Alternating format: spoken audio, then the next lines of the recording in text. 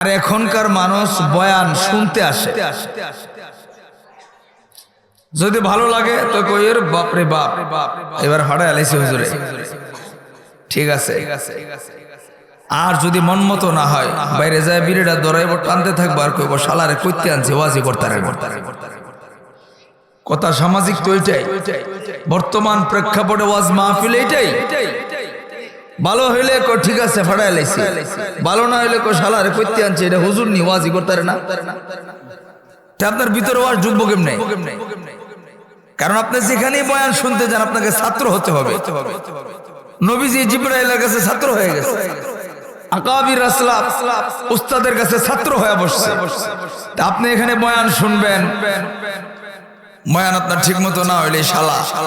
এখানে যিনি মাগরিবের পরে বয়ান করছেন উনার বয়ানও যদি আমার বয়ানটা যে পরিমাণ গুরুত্ব দিয়ে শুনেন বা শুনবেন, মাগরিবের পরে যিনি বয়ান করছেন তার বয়ানটাও যদি একই গুরুত্ব দিয়ে শুনেন তাহলে আমার চাইতে বেশি ওইটা আরো বেশি কাজে আসবে। কিন্তু ওই যে ওই দিন এক মাহফিলে আমার দাওয়াত দিচ্ছে, আমি বললাম যে ভাই আমার 10টার ভিতরে বয়ান দিয়ে হুজুর আপনি টেনশন করেন না, 10টার আগে দিয়ে তুমি এলাকার যে সুটকা ফুটকা হুজুর আছে আমি চুপ করেন বেয়াদবি করেন আপনি। আলেম আবার সুটকা ফুটকা হয় কেমনে? ছোট খাটো হুজুর আলেম আবার ছোট হয় কেমনে? আলেমের বিচার পৃথিবীর কোন মানুষের সামনে হবে না ভুল করলেও। আলেম তো আলিমি, তার ভিতরে কোরআন আছে, যার ভিতরে কোরআন আছে সে পৃথিবীর শ্রেষ্ঠ মানুষ। আমি না বক্তা হয়ে গেছি প্রধান, এই বেটা আসর পরে করে দিকে কি তার ভিতরে কোরআন নাই?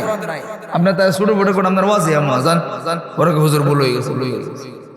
আমাকে এরকম ভুল করবেন না, আলেমকে ইজ্জত করবেন।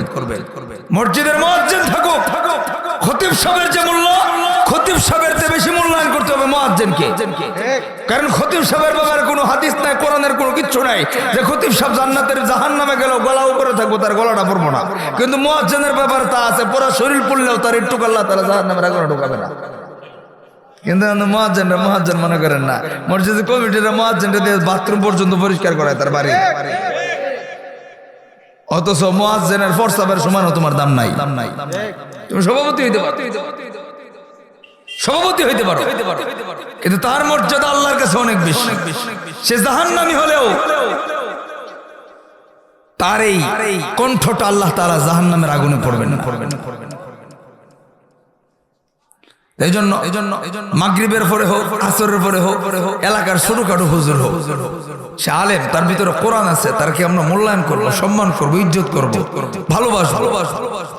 জান্নাতি হতে হলে দুইটা কাজ করা লাগবে। জান্নাতি হতে হলে কাজ কয়টা বলেন তো? পিছনের ভাইরা কই না, বলেন কয়টা?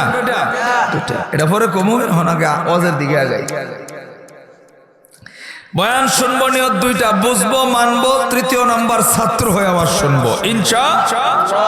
জোরে কর না ইনশাআল্লাহ। আগে ভাগে কইেন, পরে কইলে লাভ নাই। একবার গরু কিনতে যাইব, বাড়িওয়ালা ডাক দিয়ে কটি হাঁটি দেও গরু কিনবো, বাজারে যাবো দুদলা একটা গরু কিনে। বাড়িওয়ালা কই গরু কিনবেন ভালো কথা, এত ফালাফালি করে দরকার নাই ইনশাআল্লাহ। কোন আল্লাহ না দিলাম না কেমনে কিনবেন? কই এত বেশি বুঝিস না, টেহা আমার গরু কিনবো আমার ইনশাআল্লাহর কিতা আছে রে। টেহা যদি সুর নেই গো সুরের বাপ গুছ পাইতো না, জাইঙ্গা পড়ছে উপরে ফ্যান পড়ছে উপরে লঙ্গি বুনছি সুরে সুরে টের ভাইবনি। আচ্ছা আপনি তো ভালো বুঝেন, কিছু পুরুষ দেখবেন গাওরা পুরুষ আছে মানেই না গুনেই না, আছে না এরকম কিছু? আপনার যে বেডি আছে এটা হইলো আপনার অর্ধাঙ্গিনী, আপনার জীবন সঙ্গিনী, আপনার বড় পরামর্শদাতা, আপনার গাঞ্জা খাইতে কইতো না, আপনার সুদ খাইতে কইতো না। এই বেডি আপনার ধ্বংস করবার চায় না। এই জন্য মহিলাদের কথাও মাঝে মাঝে কিছু শুনেন, আবার সবটা নেন না। বাজারে গেছে গরু কিনতে, গরুটার দাম টাম হইয়া আল্লাহর গোলাম পকেটে টাকার জন্য, টাকা দেওয়ার জন্য রেডি, পকেটে হাত দিব। এর ভিতরে 4-5 জন ভদ্রলোক আল্লাহওয়ালা মানুষ ডাক দিয়া কয়, কাকা আপনি পকেটে হাত দিতেছেন, হাতের ভিতরে গোবর দেখেন না? দেখবেন গরুর বাজারের মতো টিটিক্যাল জায়গা আর কোনো আনো নাই। এনে যদি কেউ কেউ ছুরিও মারে খুঁজে পাইতো না কেন মারছে, কথা কয় না? সবচেয়ে অনিরাপদ জায়গা হইলো গরুর বাজার। 4-5 জন ভদ্র মানুষ হাতের ভিতরে গোবর ভরাই দিছে। এখন কয় কাকা আপনি এই পকেটে হাত দিবেন গোবর ভরতো না লন হাত ধোয়াই দিতে 200 জনে মিল্লা ধরে একজনে মানে টিপ দেয়, আরেকজনে সাবান দিয়ে হাত দেয়, আর 2 জনে অপারেশন করে নিজ দিয়া।